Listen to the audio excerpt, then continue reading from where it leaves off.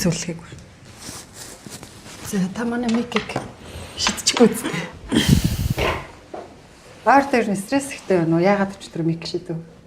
Одоо яг тэ тэгэл нөхцлөлөө тайлбарлсан шүү дээ өгнө. Сэтгүүлч нарт ярьслаа өмөрг байна гэд. Тэгэл тиймэрхүү юм болсон. Ер нь харин Нямбатар дараах та хоёр ч юм жоо сэтгүүлчдийг орд үзээд байгаа юм шиг харагдаад байдаг. Үгүй хамгийн нээлттэй байдаг шүү дээ. Ингээ мэдээлэл өгдөг. Тэгээ бас заримдаа ингээ мэдээлэл өгөх болцоогүй үед байна. Хүний биед ингээ зөвшөөрлөөр микээ шууд ингээл зүгээл. Өөрөө хурж болохгүй шүү дээ хүний биед. Хин байхаас улмаар. Хүүхдийн дуу хүртэл байгаа зү. Хүний биед хурж болохгүй, алдаж болохгүй. Би сая зөвшөөрөл авч байгаа зүгсэн тий. За. За хэлээ. Хөрг имэн үзүүлж байна. Та ойрд зодоо хийгээд байгаа сурагтай. Зодоо хийсэн үү? Зодоо гэж хэлмэрг байна уу? Яг уу аргагүй хамгаалт буюу өөрийнхөө амнаас эрүүл мэндийг хамгаалсан. Юунаас болчихсон бол тоо? Уг нь ингээ хуулийн байгууллага тэр бичлэгсчийн хил болгочихсоо гэж боддог. Яг үнийг хэлээд. Би одоо ийм юм яриа сууж байгаа нь бас их утгагүй л байна. Яг нүгэн дэлгэд. Ерөнхий сайд Зандан шатрыг огцруулах гарын усыг цуглуулсан. Энэ улс төрийн үйл явдалтай холбоотой байх магадaltaй юу? Ерөн холбоотой шүү дээ. Ерөнхий сайдыг засгийн газрыг огцруулах санал гаргаснаас хойш бол одоо байнгын л юмд дам шахалтанд байна. Энэ аптек гэрээнүүдийг хэн байгуулагддаг чиглэл шийдвэр өгöd байгаа юм бэ гэдэг зүйлийг ил болгоё гэсэн эцсийн хэлсүүлэг дээр хассан. Тэгээ дарамт шахалт ер нь удаа дараа олон ирсэн гэж чинь шантарч байна. Гэр орноос гарын хавцаа орчин одоо мэддэм үү яа тий албаар ирээд ингээд хүүхдүүд байх чинь хаал өвдөн бүр ингээд хүчтэй балбаад хонгийн дараа зэрэгцүүлж балбаад тийм юм болж байна. Болж байна. Тэгээ хүүхдүүд бүр айгаад. Хоёр нь улс төрийн томоохон зодоонд амар висгалын дараа Нямбатар гэж хүмүүсийг одоо хүмүүсийн талд энэ гал руу орсон л доо. Эргээд одоо тэр хоёрын зүгээс тэр хоёр хайчин гэж байх уу? Хамгаалалт үзүүлнэ гэж байх уу? Би яг тэр хоёрын талд ороогүй шүү дээ. Би парламентын талд л орсон. Амнаатын хүндлэлт хөдөлгөөсөн гэсэн үг үстэй. Нөгөө багш эмчнэрийн цалин нэм хөнгө чинь тэнд л алдагдсан гэсэн үг шүү дээ. Төсөв харин дутсан шүү дээ. Та харин ер нь жоохон зөөлрсөн байна уу юу? Үгүй би одоо байгаа хэрэг л шүү дээ. Зөөлрөнө гэдэг ямар утгаар хэлээд байна?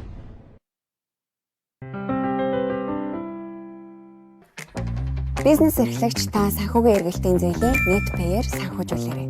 NetPay бизнесээ тэлэх боломж бий. Үзэгч та бүхнийхээ өдрийн амгалан айлтгахыг өрөг нэвтрүүлгийн ээлжид шин дугаар эхлэж байна. Бид энэ удаа улсын хурлын гишүүн сайн зоригтой ярилцгаар ураад байна. За сайхан урьж байна уу та? Сайхан та сайхан урьж байна бас үзэгчтэй. Энэ өдрийн мэнд хүргэе. Хурлах хүлээн авсанд баярлалаа. За баярлалаа. Өрсөн тус баярлалаа. Та ер нь ойр дууртай байгаа шүү. Яриа өгөхгүйгээд.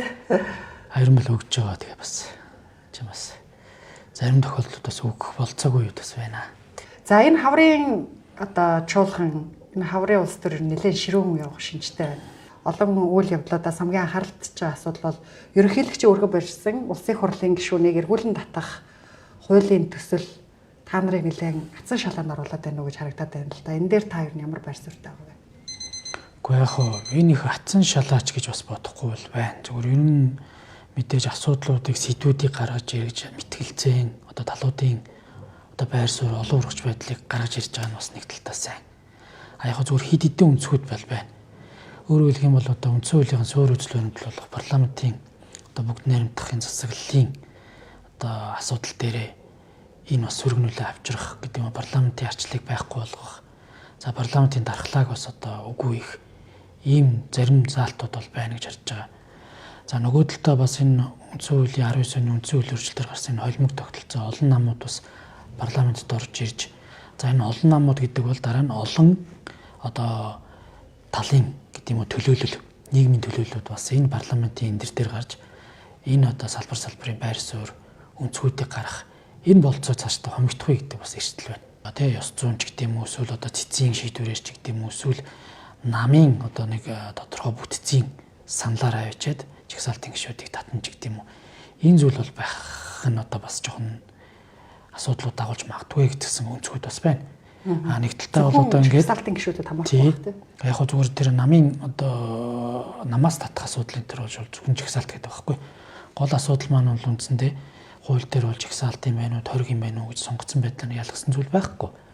Тэгэхээр эн чинь өөрөө нөө сонгогчдын эрх нь бас алдах ийм зүйл болчиход байна. Тэгээ би яг хөө зүгээр бас нэг бодол байдаг. 1992 оноос л хойш Монгол улс бол гадаад дотоод харилцаан дээр өөрөө нэг одоо бие дааж бодлого шийдээ явж байгаа. Өмнө нь бол дандаа ингээл бас нэг тийм том ахтай байлаа шүү дээ. Эсвэл одоо нэг манж гүрний хитрхи их одоо доминанс буюу энэ тий дарлал гэж ярих уу, эсвэл ерөнхийдөө тийм нөлөөнд байлаа. Дараа нь зөвлөлт толгойд улсын нөлөөнд байлаа. 92 оноос хойш нэг энэ асуудлаа шийддэг эрх чөлөөтэй болчоод энэ эрх чөлөөний батал маань парламентын арчлага байхгүй. Энэ парламентын арчлагыг буцаагаад халдах энэ одоо зүйл нь одоо тийм 92 онд олж авсан эрх чөлөөнөөс тийм нэг залхаагүй л үүд. Энэ ард түмж.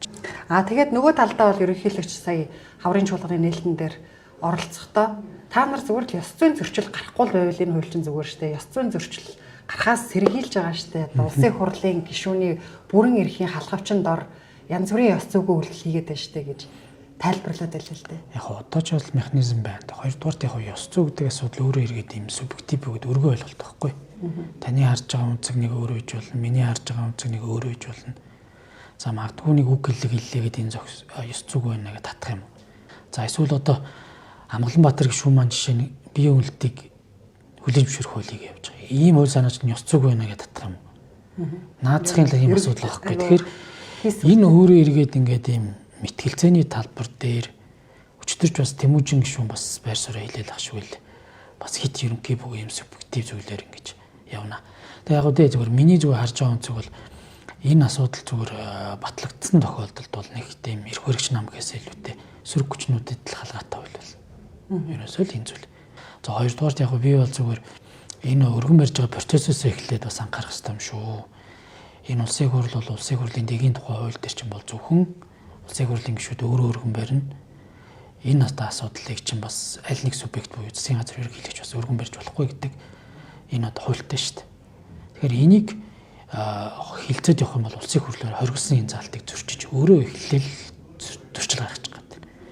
Тэгэхээр хилцээч болохгүй гэж байна. Тэгэхээр би бол яг зүгээр энэ улсын хурлынхаа төвшөндөө тэр энэ ерөнхийлөгчийн хуулийг боловсруулсан тэр залуучууд ажил хэсгийг оруулаад тэгээ улс төрийн намуудын талдалын зөвшөө төлөөллөнд оруулаад ажил хэсэг гаргаад явах хэрэгтэй байхгүй. Тэгээ ингээд ийм боллоо, ийм хөлбөрөөр байж болох уу гэд.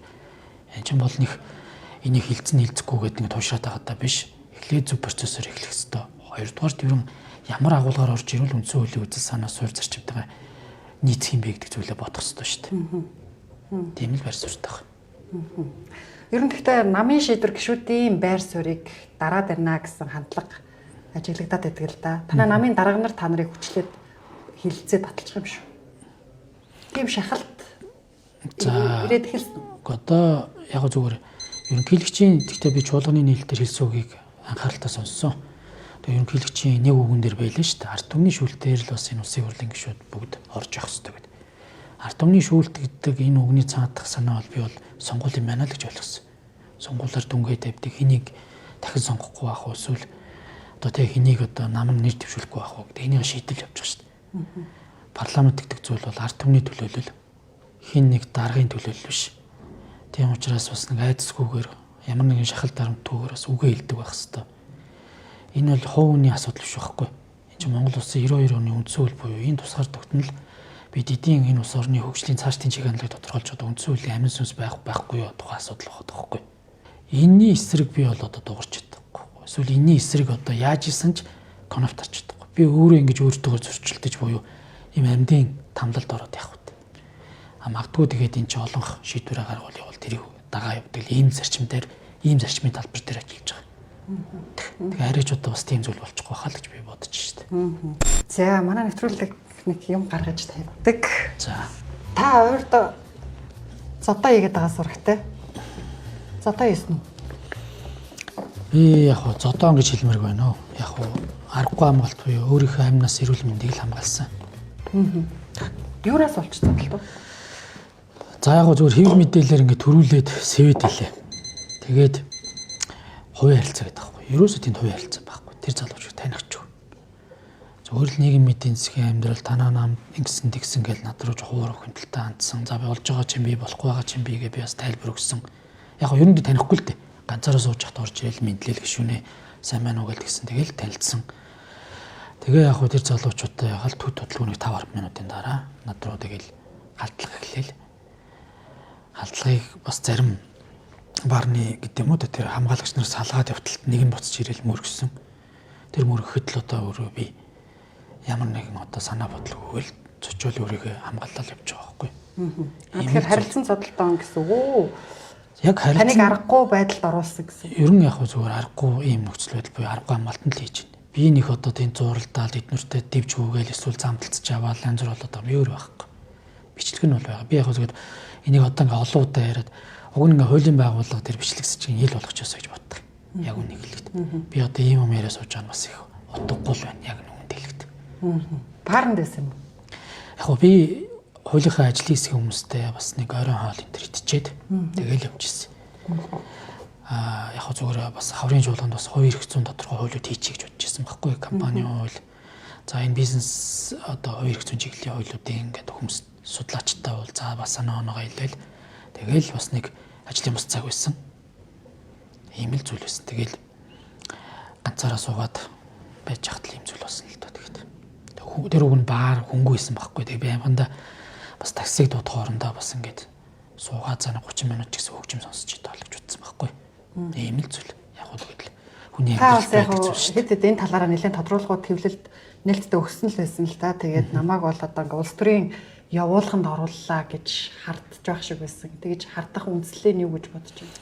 Би нөгөө хэргийн одоо хэрэг тавагдсан материалууд одоогоор ярьж болохгүй. Энэ дээр бас тодорхой зарим гэрчийн болоо зарим баримтууд бол байгаа. Магадгүй одоо та бас нэлээд том зодооны нэг хэсэг болж оролцсон шүү дээ. Улсын их хурлын дараах хасан амар уйсгалан ерөнхий сайд Зандан Шатар 2-ын зодоонд одоо та ерөнхий сайд Зандан Шатрыг огцруулах гарын үсэг цуглуулсан. Энэ улс төрийн үйл явдалтай холбоотой байх магадaltaй юу? Ер нь холбоотой шүү дээ. Яг хөө тэгэл тухайн үед харагдаж нэг үзэл уулзч учрыг гэж нэг яриад за дарамтлч нэг үзэл за мөн бас даан сунгацсан бацаа нарыг алнаа гэж нэг яриад ийм л зүйлүүд болсон шүү дээ. Яг л одоо ил цаа бүгд л одоо камерын өмнө гараад нэг соёлтой дүрсгээл яриад байгаа болов цаанаа бол та нар юу юм? Бид нар энэ намын одоо бараг л гар одоо тий энэ баг гэдэг ч юм уу нэг иймэрхүү та нар бол дөнгөж нэг сонгогчод байгаа шүү. Гэл ингэ иймэрхүү юм. Тэгэхээр бид нар бол үүдүүлсэн ганц л юм зарчим. Энэ зарчмын асуудал байна. Тэгээ одоо парламент гэдэг чинь засгийн газартаа байгуулдаг. Засгийн газар нь одоо бас хууль зөрчигч гэдэг юм уу тодорхой ямар үйлдэл гаргаж байж бол засгийн газар хариуцлах тусах нь парламент байгаа байхгүй. Хариуцлагын асуудлыг санаачлах нь улсын хурлын гишүүдэд байгаа. Ийм л зүйл байсан. Тэгээд одоо улсын хурлын одоо гишүүд за ялангуяа би яг бланкн дээр зурулсан. Ерөнхий сайдыг засгийн газрыг огцруулах санал гаргаснаас хойш бол одоо байнгын л юмд дам шахалтанд байна. За хоёрдугаар би энэ одоо олон жил яригдаад байгаа нүүрсний булгаа дээр аптек гэрээг ил болгочлоо гэж бүгд шуугаал ингээл хэлсэн. Яг эцсийн дүндээ аптек гэрээ бол яг. Гэтэл энэ аптек гэрээнүүдийг хэн байгуулагддаг чиглэл шийдвэр өгöd байгаа юм бэ гэдэг зүйлийг ил болгоё гэсэн. Энэ саналыг төсвийн тухай хуулийг дааж гарах хуулиуд дээр саналаа өгöd байнга ороо чуулган тэмцсэн анхны хэлцүүлэг дээр. Хоёр дахь хэлцүүлэг дээр. Гэтэл эцсийн хэлцүүлэг дээр хассан. За энэ гэрээг хийх шийдвэрийг хэн гаргаад байгаа юм бэ гэдэг. Тий, хэн чиглэл өгöd энэ гэрээнүүдийг байгууллагыг чиглэл өгсөн. Зөвшөөрөл өгсөн. Энийг ил болгоё гэсэн. Тэгээд энийг ингээд гаргаад дэмжигдээ явсан. Би бас яг чуулган дээр одоо бас энэ нүүрсний булгааг бол жинхэнэ одоо ил тод болох юм байна. Энийг бас тэнцсэн гишүүдэд баярлалаа гэсэн. Төд хөдөлгөөн буцаагаад ажлын хэсэг нь оролдоод энэ саналыг эцээлэгтэр хассан. Энийний дараа ингээл одоо аятайхан байгаараа, хэмжээтэй байгаараа гэдэг л зүйлүүд ингээл одоо ирж байна. Тэгээд одоо яг энэний л гурыг амсаж байна да. Тэгээд яг үндэ хэлэхэд энэ зарчмын шаардлагатай байл хариуцлага тооцох санал гаргасан. За эргээд байдаг л одоо улс төрийн үзэгдэл буюу энэ одоо бас л олон хороо шийдэх намын дарга төрсөлдсөн үнийг ч үт юм уу хүн алж чандраллаа ч гэх шиг. За тэгэл одоо энэ хурлыг зүгээр үргийнхаа дагуу өдөрцөн хүн дээр төр эрхийг авлаа ч гэх шиг. Иймэрхүү ингээд одоо цаг үе өсөл ойлгомжтой л байх шүү дээ. Ингээд давхцсан гэж бол байхгүй. Тэгээ бид чинь бол ингээд гişүүдл байна. Тэр одоо хонгил одоо шүүх эрх мэдл хууль эрх мэдл одоо хууль сахиулгын байгууллагын эрх мэдл төр байгаа хүмүүс ч бол хүснээ л хийлгэх юм шиг шүү дээ. Одоо миний арманд бол одоо миний гац өрөөний түлхүүр л байна. Над дөрөв түлхүүр байхгүй. А яг үзлүүдэлтэй өмч байгаа. Энэ зан характер зарчим маань байна. Тэгээ дарамт шахалт ер нь удаа дараа олон ирсэн гэж чинь шантарч байна. Одоо энд энэ зүйлүүдийг л одоо давд туулна. Ард түмний төлөөлөгч байна. За эргээд бас ард түмэнд хэрэгтэй хууль санаачлална л гэж орж ирсэн шүү дээ. Яг уу би одоо тэгээд зарим талаараа болоод ажлын бүтээмж бол багасчих юм аа. Бас энэ чинь ингээл хүний сэтгэл зүйн асуудал гэдэг чинь хэцүү юм шүү дээ. Ямар сандал одоо ингээл гэр орноос гараа авцгаа орчим одоо мэддэм үү яа тэ албаар ирээд ингээд хүүхдүүд байх чинь хаал өвдөн бүр ингээд хүчтэй балбаад хонгийн дараа зэрэгцүүлж балбаад тийм юм болж байна. Болж байна. Тэгээ хүүхдүүд бүр айгаад одоо манай бага мах чи одоо ингээд ахтайгаа түр ингээд битэрийг нэг дэлгүүр оршоор хоол хүнс цуглуулад байдгүйс одоо өлдөхгүй гэдэг. Ерөөсөн бүр ингээд хаалгын нүдэд гарч аргагүй шүү дээ. Тэгээ ингээд яг тэр юу хийж ийн гэхээр гэртээ байсангүй энэ төр гэдэг ийм баримтуудыг ингээд зохиомлоор бүрдүүлэл явд юм бэл. Тэгжиж хилийн өрг тавьсан. Тэгээ ийм зэрэг байхгүй дэрч нүд. Одоо тийм л юм шиг байна. Би одоо бас нэг одоо яг Лото самбуу гишүүн нэвтрүүлэх дээр яг ийм зүйл ярьж байсан л та. Тэгээ одоо яг тэрийг нь манай хүүхд бол баримтжуулаад авцсан л байлээ. Бүр хаалга нүдээ бүр амар хүчтэй нүдэд. Тэгээ манай нөгөө бас нохооцсон гот бүр ингээд нохоо мохогч ингэж нөгөө дууддаг штэ. Тэгж бэр дуудаад ингээд нэр нь биш. Одоо нөгөө гэд нэг дууддаг та. Тийм байдлаар ингээд дуудаад ийм амар ингээд явуургүй бөгөөд одоо амар байна. Одоо ингээд эн чинь ингээд гэрүүлийн одоо орчин төртөл одоо ингээд хүүхдүүд төртөл айцтай. Яагаад юм блаа би танихгүй хүнд хаалга тавьж өгөх болцоогүй харсан чинь ингээд хаалга нүдэд бүр ингээд тэг зөнгөж одоо 14 төө хүүхд 5 төө хүүхд хоёр л байгаа байхгүй. Одоо тэгээд ийм зүйлүүдээр ингээд байгаа учраас зүгээр надад бол бас яг хувийн талаас амаргүй байх боловч зарчим үн зүйл биш байна шүү дээ. Одоо энэ парламентын арчлалыг одоо хамгаалж хариуцлага алдсан засгийн газар ч юм уу хариуцлага тооцдог эсвэл ард иргэдэд хэрэгтэй хууль санаачлах энэ үүрэгтэй шүү дээ. Тэгээ энэ үүргээ зөв умартаад ерөнхий ингээд талцсаад аялдан дагалдагч хийгээд яваад иж чадна уу болно. Гэхдээ тийм сэхэтний орон зай байгаад явах л гэж бодож байгаа. Ярилцъя, тохиролцъя гэсэн санал тавихтаа одоо юу гэж хэлэх вэ? Яг үгүй тэгээ зөв тал зогсоож чи ирээдүйтэй байж дараагийн карьер чинь байж байгаа шүү дээ. Карьер амлж чинь. Тий. Тийм л зүйл байна. Та ер нь улс төрийн томоохон зодоонд Амар Висгалан дарга Нямбатар гэж хүмүүсийг одоо хүмүүсийн талд энэ гал руу орсон л да. Эргээд одоо тэр хоёрын зүгээс тэр хоёр хайчин гэж байх уу? Хамгаалалт үзүүлнэ гэж байх уу? Би яг тэр хоёрын талд ороогүй шүү дээ. Би парламентын талд л орсон. Нэгдүгээр энэ парламентын арчлал буюу хэдийгээр парламент засгийн газрын гишүүнийг нэг үржилтэн томилдог байсныг үнцүүлийн үржилт тэгээд ерөнхий сайд өгсөн боловч ерөнхий сайд одоо ямар үндслээр өмнөх засгийн газрын гишүүнийг огцруулж байгаа танилцуулаад дараагийнх томилох ёстой. Хууль зүйн сайд нь байсаар байхад дараагийн үнийг томиллоо. Тэр үнийг тодорхой этгээдүүдийг одоо яллах гэдэг юм уу? Энэ хэргийг шийдвэрлэх гэж би томилж гин гэж зарласан шүү дээ. Энийгээ бүр ингээд албан ёсны засгийн газрын пэйж дээр оруулсан. Тэгээд яам яллаж чадахгүй байна. Сайдаар яллах. Сайдын эмчөөрөө бодлогын асуудал байхгүй. Тухайн хууль зүйн салбарын бодлого болж гинөө болохгүй байна уу? Бодлогын хэрэгжилтээр ямар одоо дэмжлэг үзүүлэх үү? Төсөв санхүү хүний нөөцийн бодлого дээр нь ямар дэмжлэг үзүүлэх үү? Ажлах хууль эрх зүйн орчны ямар байгаа? Ийм зүйл ярьдаг болохоос хин нэгнийг хилмигдүүлж яллахын тулд ял өөрүүлэхийн тулд хууль зүйн сайдыг томилж ийн гэдэг бол энэ ч одоо Монгол улс хаашаа яваад байгаа. Энэ зүйл дээр л игдүүцэж би одоо асуудал тандсан шүү дээ.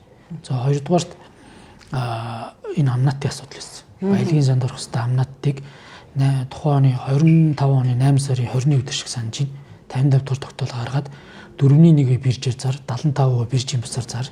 Тэгтээ тэр 75% биржийн бусаар зарсныгаа биржийн зарснаар тооцоолаад амнат тооцоолох гэж байгаа. Энэ хоёрын зүрхэн дээрээс л ихэд одоо тоон тутамч бараг $2 зүрх гарсан шүү дээ. Тэгээ эдэн сая тонноос гарах болцоотой билээ. Тэгээд энэ тогтоолыг батлагдахаас өмнө зарагдсан эрдэнэс тавлогын нүрсүүдийг энэ тогтоолыг үйлчлэлд оруулж байгаа эрдэнэс тавлогоо төр тодорхой одоо нүрсний борлуулалтын орлогыг үлдээж хагаад тэргээр ашиг сонирхол бүхий худалдаа авалтууд хийсэн гэдэг л мэдээлэл тухайн үед гарсан шүү дээ. Харин би одоо тэгээд ийм л зүйлүүдийг тухайн зарчмын үед тавьсан. Ерөнхий сайд зандан шатрыг огцруулах үндслийг судалж байхад амнаатын хууль зөрчсөн гэдэг одоо шалтгаан нь бол анхаарал татчихсан. Гэхдээ тухайн үед тэр үндслэл нэг тийм олон нийтийн анхаарлыг татаагүй л дээ. Яг нэг улс төрийн үйл явдалтай дарагдаад. Тэгээ энэ чинь яг таны ярьж байгааг тайлбарлах юм бол шууд утгаараа амнаатын хүндлэлт хөдөлүүлсэн гэсэн үг үстэй. Ерөөсөө тэгсэн. Хуульд байхгүй асуудлаар тэр хуулийнхын заалтаар амнаатыг тооцох журам нь байгаа. Журам нь байж их зэрэгцүүлээд 8 сарын 20-оос 12 сарын 31-ний хүртэл үргэлжлүүлэх тийм журам гаргасан шүү дээ. Тэгэхээр энэ 4 сарын хугацаанд эдлүүлсэн хуулийн хэрэгжилтийг одоо хангах асуудал нэг л журам гарах хэрэгтэй байтал 2 журам гаргаж байгаа. Тэгээ хууль байхгүй гаргачлаар бүр ингээд дүүцүүлж тооцох. Тэгээ энэ ингээд бүр ингээд улаан цагаан ноцтой. Тэгээ биржээр зарах болцоодор буюу биржээр нүрсээ бусад хууль этгээдүүд зарах хэрэг хүсэлтийг нь шийдвэрлэхгүйсэн. Цөөн хэдэн хүмүүс л биржээр компаниуд нүрсээ зарж ирсэн. Яг хэний эрх ашигласан. Би тэгтээ компаниудыг буруутгахмаар байна. Хоёрдугаар миний шүүмжлээд байсан юм юу гэхээр энэ уул уурхайн компаниудын одоо амнаатын хөнгөлтийг ийм байдлаар үзүүлэх юм бол энэ хоёудлогын хилцээр төр ч нөлөөлөх байхгүй. Хоёудлогын гэрэн дээр дотоодын болоо гадаадын хөрөнгө оруулагчд үзүүлсэн тэр таатаа нөхцөлийг бид бас ялгаагүй эдлээ шүү гэж. Тэгэхээр манай зэстээр бид нэр амнаатыг Лондонгийн биржээр авдаг байхгүй. Тэгэх юм бол одоо хоёудлого технич за бид танаа дотоодын биржээр буюу нийт экспорт нь гаргаж байгаа зэсийн мажмлынхаа нэг 25% зарчээ 75% юугаар зарах нь хамаагүй шүү. Тэгээд тэр 75 танаа энэ дотоодын биржээр зарснаар үнэлүүлж татвараа төлөх юм бол бидэд юу ч хэлж чадахгүй шүү дээ. Ийм улгаач гэх юм уу? Хор уршигтай хийсэн байхгүй. Ерөөсө бүртгэлгүй зарагдаж байна гэсэн үг. Би болохоор ерөнхийдөө асуудлуудыг бол ойлгож ирсэн. Энд чинь ингээд бүр нэлээд комбинацтай усын дээд шүүх мөхтөр хүртэл цахилгааны шүүхтэр нь амнаат төмрийн холбоотой энэ амнаатуудыг оролдоод аргачлал нь халдаж эхлээд ингэ явсан. За дараа нь яг зүгээр үнэхээр аж ахуйн нэгж байгууллагуудын өрсөлдөх чадварыг бууруулаад байгаа бол амнаатыг тэр уртлын тэр хилийн бомтын далайн бомтуудын үнэлгээгээр биш ядаж Монгол улсын хил буюу гашуун сухат юм уу ирээний хүртлэх тэр зардлуудыг тооцоод тэндээс ядаж амнаат авч болох байхгүй. Гэтэл бүр ингээ бирж буюу тэгээ манай бирж дээр ерөөсө тухайн үед цөөхөн эдийн компаниуд л нүрсний үн аялцаж авдаг манипуляц их болцоотой. Хилийн үнээс уламжсантай 20 хэдэн долларын зөрүүтэй байсан. 20 хэдэн долларын зөрүүнээс ч амнаат авахгүй л гэсэн үг байхгүй. Тэндээс чинь 1-2 доллар усын төсөв болоод баялагын санд орж ирэх мөнгөд алгуулсан л гэсэн үг. 200 тэрбум төгрөгийн хөнгөлөлт эдэлсэн. За үүний бараг 50% нь нэг компани эдэлсэн байна гэдэг. За одоо тэр мэрийг татвараас гаргана авчих нь үстэй. Тэгээд ерөнхийдөө Монгол улс тухайн үед 80 сая тонн нүрс зарна гэж тооцоолж исэн бол байгаа. Тэгээд 8 сарын 20-ны өдөр тэр засгийн газрын тогтоолыг батлах үед бол нэг 22 сая тонн нүрсийг гаргах тооцоо байсан. Тэгэхээр энээрээс тооцоо хийж үтсэн. Хоёрдугаар сүүлд ингээд бас сураг сонсоход өмнө зарагдсан нүрсүүдийг ч гэсэн журам батлагдсны дараагаар ийш нь ингэж хамруулад ингээд тооцоо явсан. Тэгэхээр эн чинь ингээд тэр жилээ бараг бүгдийг хамруулж байгаа. Нөгөө багш эмчнэрийн цалин нэм хөнгө чинь тэнд л алдагдсан гэсэн үг шүү дээ. Төсөв харин дутаа шүү дээ. Тэр дутагдал төсвийн одоо дутуу хэсгээ яаж нөхөх юм бол? Өгсөн юм бол. Одоо тэгэл ерөнхийдөө ямар ч гүйлгээ хөрөнгө оруулалтыг хийгээхгүйгээр л цалинд төрийг нэг тавьсан байдлаар л оног дуусгаал гарсан шүү дээ. Бүгд мэдчих шүү дээ. Тэн чинь ноцтой үстэй. Гэхдээ тэгээ энийг л ярьсан. Тэгээ ийм юм ярьлаа гэдээ одоо ингэ шийтгэлийн амсаал байж л. Харин ийм ноцтой зүйлийг бас нэлээ энгийнээр сайн тайлбарлах хэрэгтэй байгаа хэл та ойлгохгүй юм уу? Тухайн үед та мэдэн шүү дээ. Ер нь зүгээр одоо улс төрийн нөхцөл байдал юу болов? Асуудлуудыг яаж одоо агуулга биш шал өөр зүйл оров. Ийм л өс. Энийг бол тухайн үед аймагтаа тайлбарлал хэлсэн. Сүүлдээ ч одоо тэгээд манайд чинь одоо тийм хэвлэл мэдээлэл янз бүрийн биш. Одоо ер нь зүгээр асуудлуудыг бас ингээ нарийн сонсохоор аимшигтай юмнууд болсон юм бэл. Тэгэл яхаарахгүй асуудлуудыг зарчмын хувьд тавьсан. Тэгээд улсын хурл яг хөө тэгээд зарчмын хувьд олонхороо шийдсэн, цэц орж ирсэн.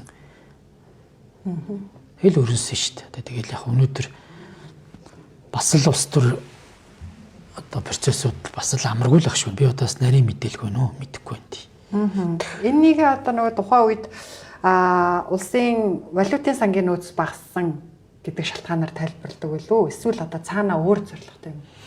Яг хоо ерөн зүгээр одоо төсвийн одоо орлого тодорхой төвшөнд бол бас асуудалтай байна. Ялангуяа төрийн сангаас хөрөнгө оруулалтын чиглэлүүд гарахгүй байна. Одоо ч тэр тухайн жилийн тендер худалдаа авалттай ажлыг хийчихэд мөнгө авч чаддаг аж ахуйн нэгжүүд байгаад байгаа шүү дээ. Энийг л хэлчихсэн. Тэгээ наад тоо яг үе. Угаасаа Монгол банкны болон бусад арилжааны банкуд дээр байгаа тоонуудыг хамт чимээд юм ярьж болно. Нүрсний хулгай гэл ингээд уг нь бол нийгэмд анхааралд оруулсан. Тэгээ нүрсний хулгай олон янзын хэлбэрээр явагддаг юм байна л да тий. Жишээлбэл одоо нэг компани ингээд төмөр зам барина гэж нүүрс бартраар одоо би энгийн хэлбэрээр бол бартраар аваад тэрийгэ хямдхан үнээр авсныгаа хулгай гэж нэрлэдэг байгаа. Хизээ хойно баригдсныхан дараа. Гэтэл энэ амнаатын хөнгөлөлтийг ч гэсэн баг хулгай гэж тооцоолохоор юм шүү. Харин угаасаа үндсэн хууль болоод ашиг матамлын хуульд зөрчилдөөд юм шийдвэр гаргасан шүү дээ. Би бол аж ахуйн байгууллагуудыг бол нэг буруу шахахгүй байна. Эдгээр чи ямар хууль тогтоомж гаргаж өгөн тэрийг дааж мөрдөх байхгүй. Тэгэхээр тэдгээр хүмүүсүүд ирэх ашиг сонсож жагаад дүүцүүлэх биш магадгүй хилийн үнийг тогтоох аргачлал өөрчлөөд за ганц мод ирэний бомб ч үт юм эсвэл тэр ховдын бомбтар гарч байгаа шүү дээ бас тодорхой хөшөөтэй ургаан нуурс. Ямар бомбтар байдیں۔ Энэ нүүрснийхэн дээр тогтоох арга зүг болох ёстой л байхгүй. Монгол улсын ирэх ашиг тэргүүлж хангах ёстой шүү дээ. Гэтэл цөөхөн хэдэн компани манипуляц явж байгаа хөрөнгөний биржээрээ тооцно гэж яваад тэрийг зохиомлоор үнийн уламж бага амнат төлнө гэсэн үг. Тухайн үед одоо би хилийн үн одоо хятадын гайл татвар ороод нэг $124 байж бас манай биржийн үнэ нэг $91 байлгүй. Би бас андуурч магадгүй шүү одоо тоогоо. Тэгээ энэний зөрүүнээс чинь тэр $30 дээр $30 дээр амнат төлөхгүй байна л гэсэн үг байхгүй. Та бодоод үзтээ. Одоо тэр $30-ын 5% гэдэг чинь баг $1.5 байхгүй. Тоон тутам. Тий, тоон тутам. Тэгээ тэр мөнгө өөр зүйлүүд явж гин тодорхой ирэх ашиг зөрчилж байгаа хүмүүсүүдийн одоо худалдаа авах гэрээ ээжлээ тендер шалгаруулад гэрээ явуулах мэдээлэл өгсөн байсан шүү дээ. Та хэд хэвлэр явуулсан анзаарсан л хэлбэт. Та харин ер нь жоохон зөөлрсөн байна уугүй юу? Гэхдээ би одоо байгаа хэрэг л шүү дээ. Зөөлрөн гэдэг ямар утгаар хэлээд. Хууль зүйн сайдын хоёр сайдын ажлыг дүгнэж. Ер нь энэ үний бас алдлагад өртөөгөө бас манай намд бас гişүүд бас ховор шүү дээ. Өчтөрхөн гэхэл оюутлогоос орж ирсэн 20 сая доллараас сэтгүүлчид хаалтын гэрээгээр мөнгө авсан гэдэг. Гэт ийм үед одоо бид нар хэвлэл ер нь яах вэ? Би бол одоо хамгийн сүүлийнхэн тэр чиний зүгээр хүндэд тавьж байгаа юм дээр санаа зовж байна. Бараг ерөнхий сайд загнуулаад оюутлага орой төлчлөө гэдэг байхгүй үгүй л тийм ч угаасаа маргаа явж байгаа ч гэсэн төлөх энэ хуулийн хугацаатай. Хуулиараа тэгээ баталсан бид нар. Тэгээ энэ арбитр дээр ч буруугаар ирэх юм бол энэ мөнгийг бид нар буцааж төлнө шүү дээ. 20 он болоо 21 онд бас татварын маргааны гараад акт тавихт нь манай дундын дасанд татварын мөнгө орж ирсэн шүү дээ. Засгийн хурлын гишүүн булган туяа гишүүний одоо бүрэн эрхийг түтгэлзүүлэх талаар яриад байгаа л да. Энэ дээр та ямар байр суурьтай байна? Улсын хурлын дотоод зохион байгуулалт үйл ажиллагаатай холбоотойгоор цэц орох хэрэггүй. За хоёрдугаарт яг цэц маш том үндсэн хуулийн зарчим алдагдсан. Та 2022 онд жижиг таван толгойн бэтээр ажиллаж байсан. Хоёр хэдэн төгрөгийн цалинтай ажиллаж байсан бэ? За одоо Нямбатар дарга Батамгалан гишүүн хоёр нэлээд ширүүхэн дайтал байна л да. Нямбатар дарга нийслэлийн Монгол Ардын намын дарга авч үлдэж чадахгүй. Нэг үсэг одоо хийж байгаа шүү дээ. Тэр гişүүдийг үгүйсгээд одоо ингээл нэг дарга чиглүүлээ солигддаг шиг тийм бол байж болохгүй л үү. Одоо намын асуудал байдаг бол намынхаа рингэн дээр үзэхгүй бол болохгүй. Та харин ер нь жоохон зөөлрсөн байна уугүй юу? Гэхдээ би одоо байгаа хэрэг л шүү дээ. Зөөлрөн гэдэг ямар утгаар хэлээд. Хараа одоо маш олон дарамт ирээд дарамт шахалтыг хэрсэн гэж. Гэхдээ одоо нэг яг зөвөр хуу хүн дээр нэг дийлгээл одоо янз бүрийн байдлаар яагаад байгаа маалга. Тэгтээ мэдээж энэ юмнууд байна. Тэгтээ эний чинь л одоо бас би хэлээд шүү дээ. Би одоо ингэчээд аль эзэн одоо нэг тал засаа ч юм уу явж чадахгүй. Нөгөө зарчим үнцүүл хിവэрээ парламентын тал зогсноо. Парламентын эсрэг ямар нэгэн одоо хууль тогтоомж орж ирвэл би дэмжиж чадахгүй гэдэг зүйлийг мэ шулуухан л хэлээд байгаа зү. Зарчим хിവэрээ. За та олон жил хууль зүйн яамд ажиллаж байсан. Одоо тэр хууль боловсруулах тал дээр нь ажиллаж байсан гэсэн. Одоо бол та улсын хурлын гишүүн үйлчлүүлэгч тал нь гэх юм уу та. Ер нь бас хууль зүйн яамны төрийн нарийн бичгийн даргаарч ажиллаж байсан хүний хувьд дараа намын гишүүн хууль зүйн сайдын хоёр сайдын ажлыг дүгнэж. Сүүлийн үед одоо бүр хуульчдын дунд ийм маргаа яваад байна л да. Хууль зүйн сайд нь хизээч одоо ингээ амаараа ингээд хүнийг ялалтгүй маа. Тэг ялалчаад араас нь яг одоо хуулийн гаргалгаатай хэрэгжүүлж байгаа ажил нь алга байна. Би шүүмжлээд байна л да. Би яг санал нэг байна. Би одоо өөртөө хоригчоор ячаад намын баг хурлуулдаг тэр өдөр хууль зүйн сайдын амнаас ялагчдаар татгснаа мэдсэн шүү дээ. Хэвлэлээс үү? Тий. Ийм л зүйл байгаа. Тэгээл одоо хүнийг маш аимшигтай хүнд ноцтой гэмтэр хүнийг бүр аллаа чандарлаа бушилцсан юм байлээ. За ер нь тэр хүний асуудлаас болж ялагдагчаар татагдсан гэж байна. Тий. Тэгэл ер нь энэ хүний бас халдлага өртөөгөө бас манай намд бас гişүүд бас ховор шүү дээ. нямдурж байгаа нэг хэсэг баахан лудлаа яриад ярьсан. За Чимдийн Өрлбаатар багчин бас л баахан хуулийн уулгач, төсвийн уулгач, олон улсын зээл тусламжийн уулгаачлагдсан болдын жавхлан адмиралтай холбоотой бас л ясээс уулгач тэнд баригдсан нэг залууг тэрнтэй холбоотой л гэсэн мэдгүй одоо тэгэл одоо яг тохоо нийлүүлэл ингээд камнит цуугаал идэм билээ. Би бас гайхтын зарим талаараа.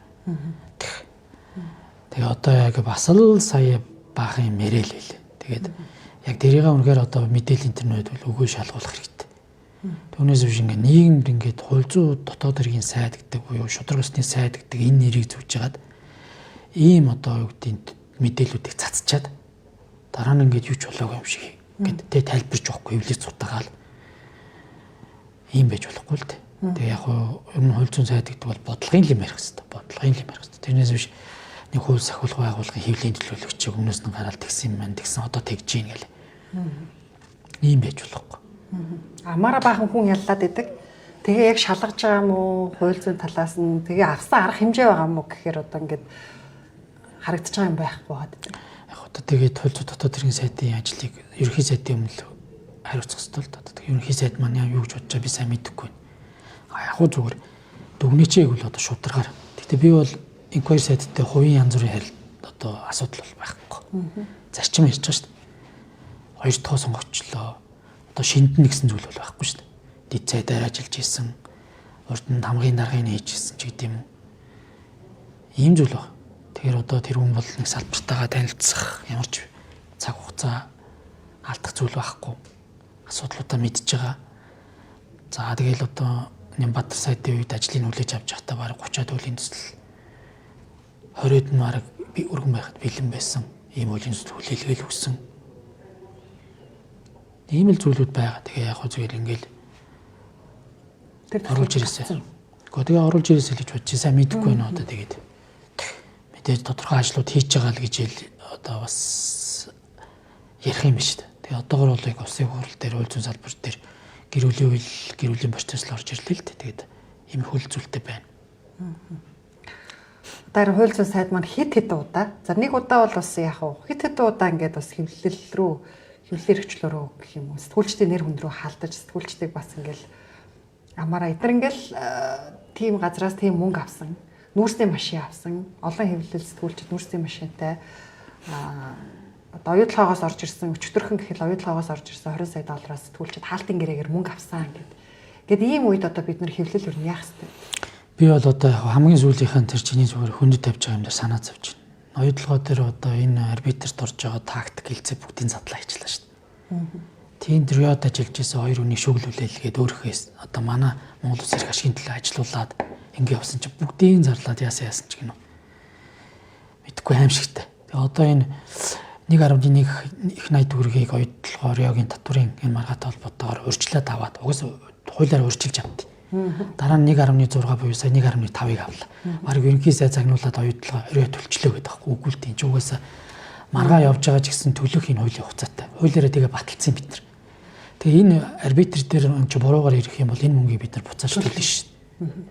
Тэгээ ингээд бүр шоудаад улс орноор сэгэлж тоглоод хоёр улсын засгийн газар буюу хооронд байгуулсан гэрээ хилцээрүүдээ яасан чулгаач гинөө ийм зүйл болгож дэвргээд мэдгүй одоо энэ гадаад харилцааны энэ геополитик болон бусад нөхцөл байдлын амаргүй байж хат ингэж өөрийнхөө явц өрх устдаа одоо улс төрийн зорилгоор ингэж болт юм бол би сайн мэдэхгүй байна.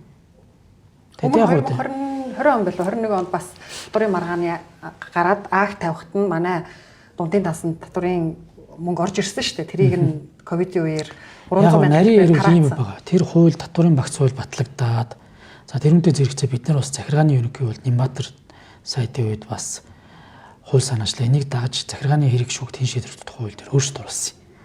Энэ оруулсан өөрчлөлт нь юу гэхээр арбитрийн татвартай холбоотойгоор арбитрийн маргаа усвал энэ Монгол улсын шүүхтэр яваа захиргааны маргаан тэр дундаа татврын маргаан зогсож шүүгдэг түтгэлцнээ гэсэн мэт. Бидэд нийт эрх ашигын төлөө маргаан бол зогсож болохгүй.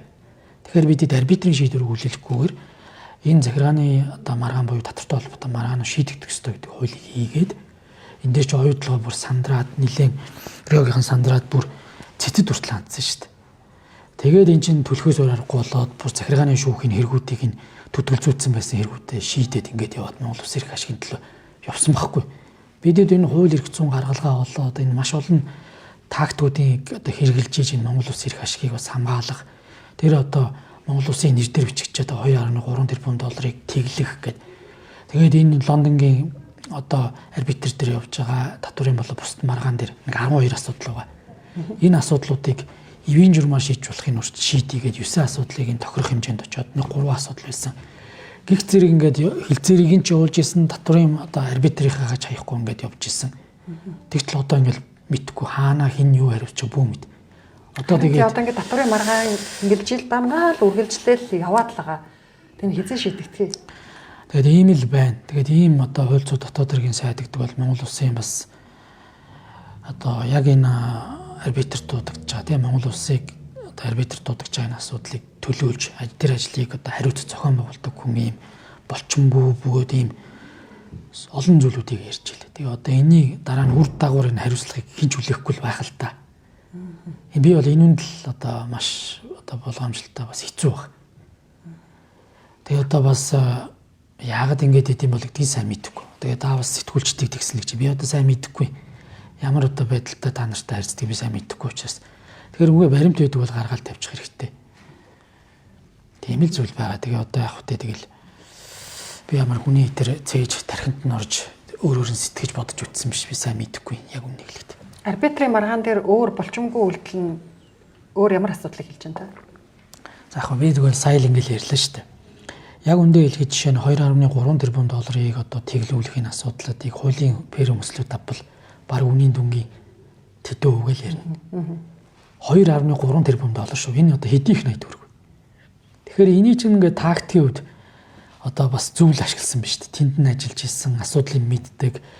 Энэ ерөөсөө одоо оюутлогын Рёгийн менежментийн алдаанаас болсон байна. Уул техникийн өслөөс болоогүй байна гэдгийг ярьдаг, шүглүүлээдэг ийм хүмүүсүүдийг Монгол Улсын талд элсүүлээд шүглүүлээлгээд бид чинь ийм давуу хожиж гарч яхад тэрийг ингээд буруу мушгаад одоо мэдхгүй.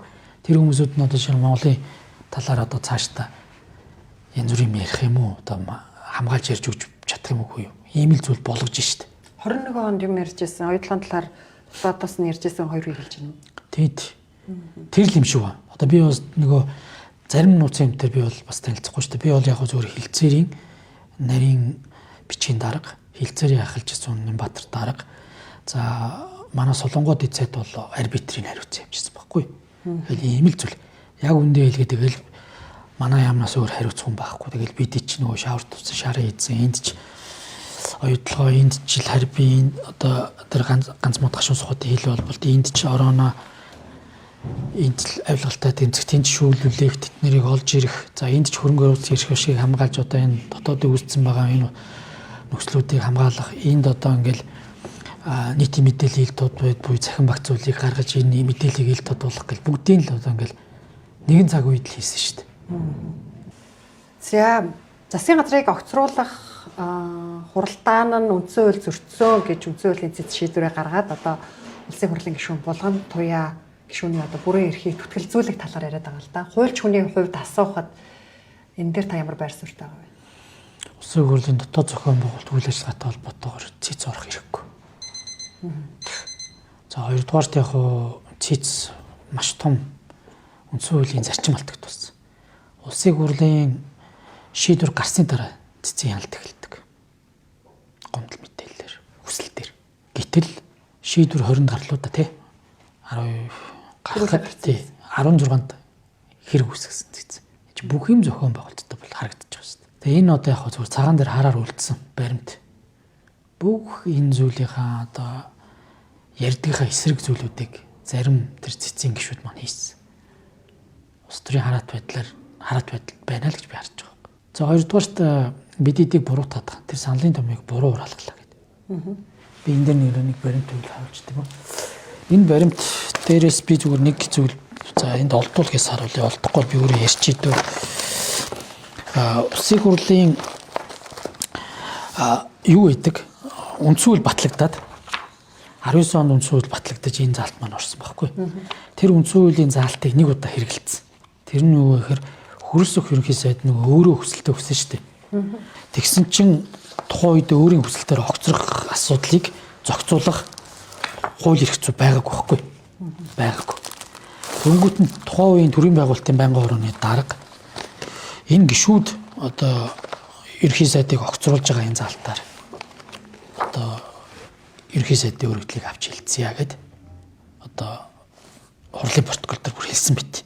Монгол Улсын ерөнхий сайд өөрийнхөө саналаар огцорж байгаад үнэхээр харамсаж байна. За тэгээд ерөнхийдөө за ингээд парламентын түүхэнд ийм зүйл гарч байгаагүй гэд. Тэгээд энэ хуралдааны тэмдэглэл дээр за би энэ нэг тодруулсан хэсгээ бас танд бэлдээг учраас яачлаа. Гол асуудал юу гэдэг вэхээр энэ юу шүү би 21 оны 1-р сарын 21-ний өдрийн пүрэв гарагийн нэгдсэн хуралдааны тэмдэглэл баг.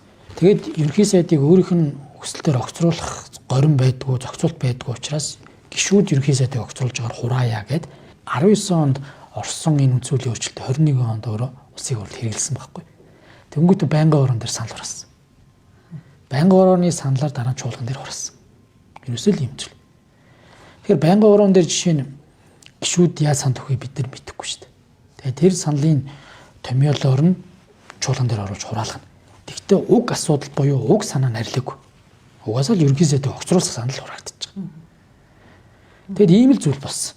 Өмнө хэрэгжилж байсан заалтыг ахаад хэрэгэлсэн. Тэгэхээр тэр бол булган туяа дарагч байд юм уу? Тэр хуралдааны одоо асуудлыг ингэж буруу зүрх мушгсан гэдэг бол огтоос худлаа. Хоёрдугаарт улсын хурл гэдэг бол төрийн эрх барих дээд байгууллага.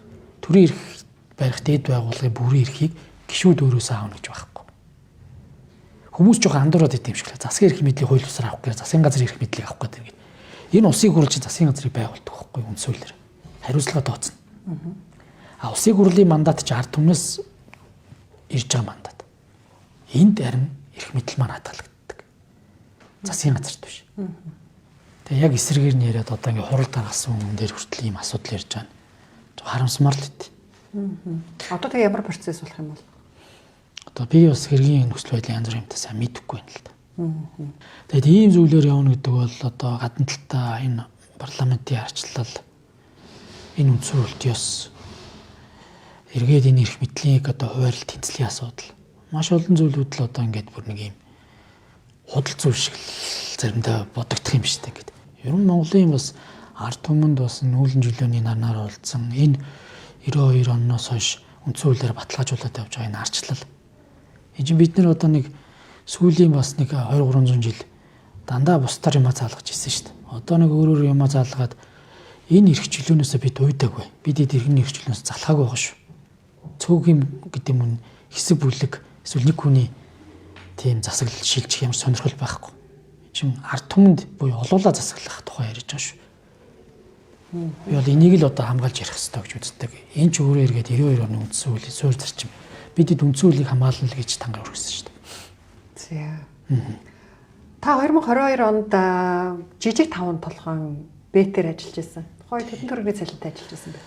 За одоо хөрөнгө оруулалтын мэдүүлэг дээр гаргацсан. Тухайд нэг 7 сая хэдэн зөвчүүлээ авдаг л байсан. Хэдэн сар ажилласан? Би 6 сар ажилласан. 6 сар ажилласан. Яг 6 сарын хугацаатай томилогдоод 5 толгойтой очиод Эрдэнэс 5 толгойтой холбоотой тэр мөрөгцөг алга болгосон шүү дээ. Тухайн үед та санаж нөгөө мөрөгцөг шатаад алга болсон гэж ярьдаг байсан. Тэр мөрөгцөгийн асуудлыг шийдээд Эрдэнэс 5 толгой төлөх ёстой байсан 48 тэрбум төгрөгийн шийдээд 5 толгой дээр засаглалын асуудлыг сайжруулад тендерийн хуулиар явдаг байсан. Тендерийн хуулийг мөрдүүлээд анх удаа бүх худалдаа авах ажиллагаануудын тендерийн хуульд мөрдүүлээ. Шилэн дансанд бүх мэдээлэл нь ордог болгоод за ингээд одоо наад захын нэг механикч одоо томилдог байхгүй. Шарын голын уурхад ажиллаж ирсэн нэг залууг одоо бас авчирч ирсэн санагдаж байна. Тэгэхэд тэр залуу ирэхэд тос маслыг солих тэр үйл ажиллагаанд ярихад л жилд хагас жилийн байдлаар 5 тэрбум төгрөгийг өгчээсэн байхгүй. Зүгээр л уцас зөгтөг хотоос очиж бүх машинуудын тос маслыг сольдог гэсэн гэл боддоо та. Тийм үрлэгэн байсан. Яг энэ чинь өөрөө иргэд орон нутгийн өмчт компани байхгүй. Тэгээд одоо ийм л зүйлүүд байсан. За тэгээд уурхаа дээр одоо хөдөлмөр аюулгүй байдлын юмнуудыг бол одоо би бол мэрэгжлийн уул уурхай юмас 2 хүн авч утсан. Тэр хоёр бол нэлээд сайн хийсэн. Би бол сүлд яг хүмүүсээ сонсож байгаа шүү дээ. Үнэхээр одоо 5 толгой дээр ингээд сэглээд ингээд хөрөөний ир шиг холборлдог байсан бол одоо бүгдийг ингээд тэгшлээд ингээд явсан бас ийм зүйлүүд бас ингээд сайжирсан шүү. Уулуурхаа дээр нэг тээврийн машин нүүрс очиод гарахад 150 мянган төгрөг хураагаад зогсож байсан хулигайнууд байд шүү. Би тентүр дээр нүүрэн дээр нь очиод орон нутгийн хулигайнууд юм. та нар энэ дээрээс холдохгүй бол зохиромж юу аав шүү гэж би одоо тэр нүүрс очдаг. Тэр талбай дээр тэднэртээ үзэл зогсчихлээ. Одоо бид ийм зүйлүүдийн л арилгасан. Тэгээд танаас 6 сар ажиллаад тэгээ би засгийн газар тайлангаа тавьсан. За би одоо цаашаа дахиж сунгах шаардлагагүй хаа. тэг шаардлагагүй гэж үзээд гэж хүсэлтээ өгсөн. За тэгээд миний зүгээр дэвшүүлсэн санаа бол ер нь энэ одоо уурхайн асуудал дээр бол одоо орон нутгийн өмч байгаа. Энэ орон нутгийн эмчийг хэрэгжүүлэхдээ энэ сонгон шалгуулалтын зөв зарладаг болох хэрэгтэй байна. Бүх зүйлүүдийг хуцаа эзэмштэй хурлаар нь шийдвэрсэн. Би чинь бэт гэсэн мөртлөө яг бас нөгөө нэгдүгээр жижиг тамдлаа маань онцлогтой. Нөгөө хөрөнгөний бэрж дээр гарцсан. Маш олон хуцаа эзэмштэй. Хоёрдугаард орон нутгийг бас оролцоотой. Тэгээд ийм байсан учраас би бас яг энэ одоо эдгээр бэт гэж очиж байгаа боловч бүх зүйлүүдийг энэ төлөөлөл удах зөвлөлөөр нь оруулж шийдвүлээд бүгдийн тендер худалдаа авалт энэ ингэ зарлая гэж шийдвүлээд ийм л зүйлүүдийг ингэж хийх явсан. Одоо харин хяналтыг хэн тавьж байгаа вэ? Ийм алдаанууд давтагдахгүй байх баталгаа байгаа юу? Би одоо мэдэхгүй байна. Одоо яг үндэ хэлэхэд би яг зөвөр тухайн момент маань бол одоо бас надад бол шин зүйл байсан. Тэгээ би бол очиод компани засаглалын яг зөвөр хувийн эрх зүйн талаар жоохон нөгөө судалдаг учраас за компанид нэг ийм ядаж наацахын удирдлага байх хэвээр. Төрийн эмчт орон нутгийн эмчт компани бол тендерийн хөлийг барих хэвээр. Зүгээр л хөрс суулдаг компаниудаа гэрээ хийдэг. Бэлэнээр үйлдэж авалцдаг гэж юм уу ийм. Тэгээд тэр мэрийг бүгдийн зогсоогоод ингээд тендерүүдээ ингээд хоёр багц болгоочлоо. Тухай тендер зарлаад. Тэгээд ерөөсөө уурхаа өөрийнхөө эзэмшлийн тракторууд нь тэнд гинжин тасраад зүгээр ингээд зэврээ твтцсэн. Тоодогч. Бүр ийм л байлаа шүү дээ. Тэгэл одоо бас яг үндэ хэлэхэд энэ аж ахуйн юмнуудыг чинь бас яг л одоо энэ хуулийн ингэж хийх ёстой маань гэдэг зүйлийг бас бидээ мэдрээд ирж байгаа юм чи. Тэгээд мэдрээд одоо хуулаараа шийдэх өөрчлөсөн юм байдгүй.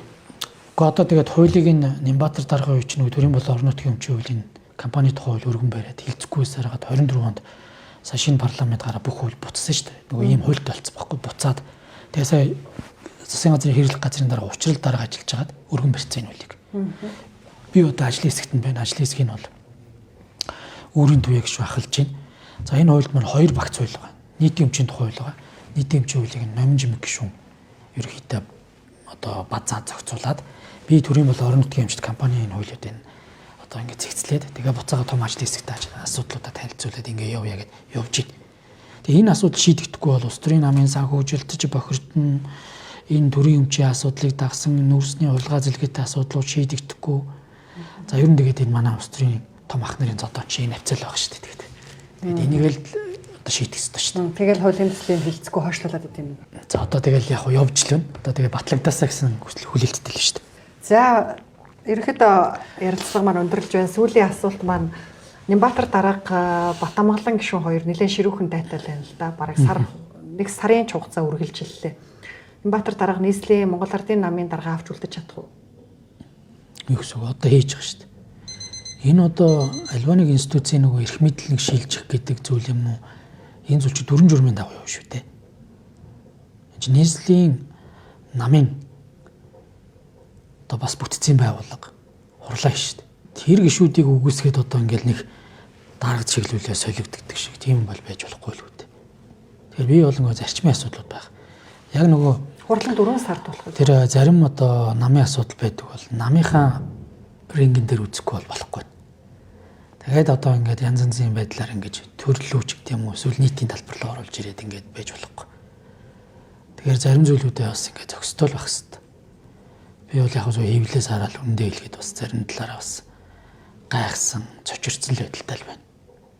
Тэгэхээр хэдүүлээ нэг юм батлагдсан дүрэн журмыг одоо бас нэг давж энэ ус руу идэг бас энэ зүйлүүд бол бас хэцүү юм да.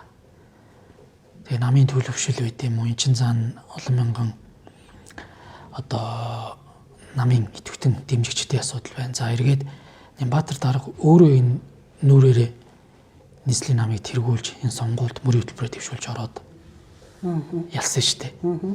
Тэгээ мөрийн хөтөлбөрөөрөө хэрэгжүүлээд явж явах шиг байна. За. Хэрвээ ерөнхийлөгч өргөн барьсан одоо улсын хурлын гишүүнийг эргүүлэн татах тухай хууль батлагдвал таних шиг одоо тань дээр үсэт байгаа кейс байна шүү дээ. Ялагдагчаар зодоо илээ гэдээ ялагдагчаар татсан. Ийм асуудлаас болоод эргүүлэн татна гэсэн үг. Миний энэ асуулт одоо ч энэ хуулиар асуудал шүүх шийдвэрээ гаргуул шийдэн шүү дээ. Тэгэхээр энэ цаана өөр юм яваад байгаа байхгүй. Ягаад гишүүдийг жигсаалтын бус наман татна. Энэ зөвхөн манай намын асуудал биш ээ. Энэ чинь энэ жижиг намууд болон бусад намууд чинь халдварлан бусад жижиг намуудын одоо сонгогдож орж ирсэн хүмүүсүүд чинь ийм юмар ч ингээл дэгдэж шít. Тэгээ татуулна шít. Энэ өөрөө ирээд Монголын парламентын асуудал, парламент буюу энэгээр дамжаад Монгол улсын энэ тусгаар тогтнолын асуудал байхгүй. Тэрнээс биш одоо ингээд хувь ганц нэг гишүүний одоо улс төрийн карьерч байт юм уу? Энэ зүйлийн асуудал биш шүү. Миний асуудал бол одоо ч хуулийн зохицуулттай. Би гэхдээ хууль шүүхийн байгууллагаас үнэн тогтооход өгчөөсөө л гэж бодож байгаа. Асуудлууд яриад тэр бичлэг сачлагийн хаануудаар дүн бас дүнэлтэй хүн мэд. Тэгээ би одоо хөвлөөр нэг л их муухай нэр зүүж чадаад бас жоох харамсаад байгаа. Тэгээ яа гарахгүй тэр бичлэгийг би гаргаад өгөх хэрэг тавцж учраас би гаргах хэрэг байхгүй. Ийм л зүйл. За бидний урилгыг хүлээн авч нэвтрүүлэгт маань ярилцсанд баярлалаа. Таны ажилд амжилт хүсье. За та бүдгийн ажиллаж ирсэн амжилт хүсье. За. Бизнес эрхлэгч та санхүүгийн эргэлтийн зүйлийн NetPay-ээр санхүүжүүлээрэй. NetPay бизнесээ тэлэх боломж бий.